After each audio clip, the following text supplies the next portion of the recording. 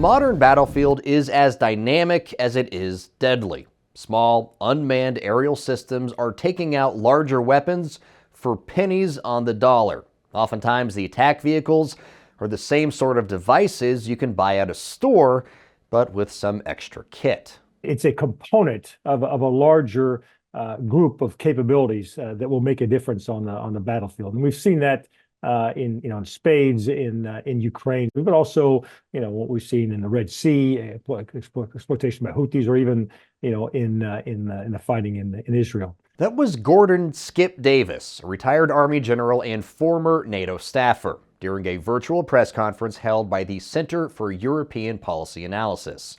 Davis and other SEPA fellows explained of the many lessons learned concerning drone warfare in Ukraine.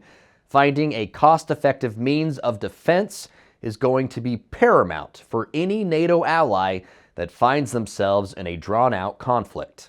We just cannot continue to shoot things down with expensive defensive systems, so much more expensive than the small drones. And so we have to figure out a way to flip that cost curve.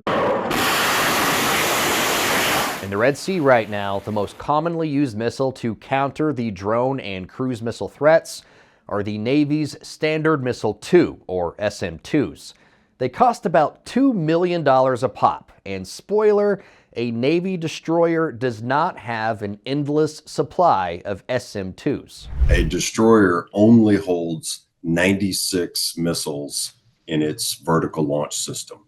And so if you got into a heavy engagement with either multiple air threats, multiple missiles, or as we've seen lately in the Red Sea, multiple drones, I was always worried, was my ship or my squadron of ships, were they going to run out of missiles too soon in the fight and have to leave station and reload? Tate Westbrook used to captain a U.S. Navy destroyer and was also the commodore of a fleet of destroyers. Now he works for BAE Systems, helping to design some new weapons that the U.S. military wants yesterday.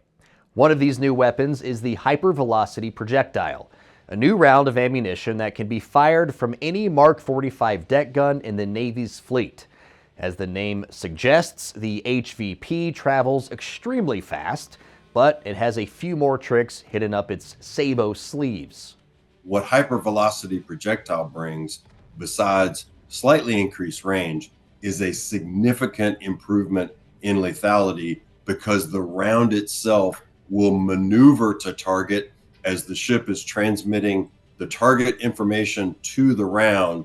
The small computer inside the round itself is commanding the round to the optimal intercept. So our objective is essentially one shot, one kill with a near to exact or very close intercept, because of the maneuver of the round, significantly in increasing how many targets that they can engage over time with just one or say two rounds, compared to conventional munitions may take multiple rounds to score an effective kill against a maneuvering air target.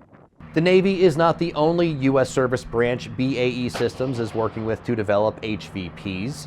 In fact, the HVP can even be fired out of a Paladin mobile howitzer, which uses the NATO standard 155mm artillery round.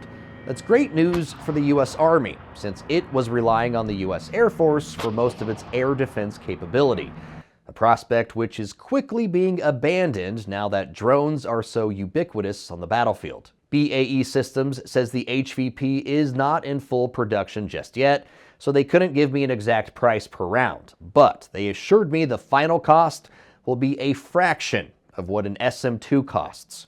When it comes to air defense as a whole, however, there is no single solution, and a layered approach is always better. As the top provider of the U.S. Navy's layered air defense systems, BAE obviously agrees, and to that end, the company developed another option to counter unmanned aerial systems. The new solution combines two already proven weapons into a very lethal, very accurate defender. Component 1 is the Advanced Precision Kill Weapon System, or APKWS. It's a laser-guided rocket that's been in production for over a decade now, and It has a reported range between 1 and 4 miles. It's small enough to be loaded by hand, versatile enough to fit on a variety of vehicles, and at around 20 grand a rocket, it proved a relatively inexpensive but effective way to deal with the smaller classes of drones.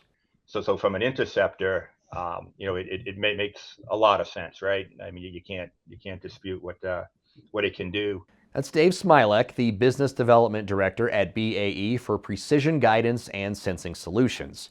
He says the APKWS is also widely available, and BAE has the infrastructure to make about $25,000 a year right now. So, if the APKWS is the first part of the solution, what's the second? The Mark 38 stabilized gun. Now, like the APKWS, the Mark 38 has been around for a while. What's new is the gun's ability to now fire the APKWS as well. BAE says it's installed and tested the new variant Mark 38 on a U.S. ship, but cannot release any images of it right now for fear of identifying the ship, obvious security reasons. But BAE did say there are nearly 500 Mark 38s installed on U.S. naval vessels, and with minimal modifications, these guns can be ready to fire the APKWS as well.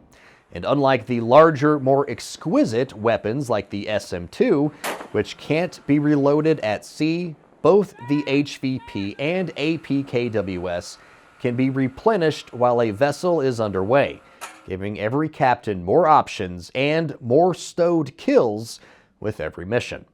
For Straight Arrow News, I'm Ryan Robertson.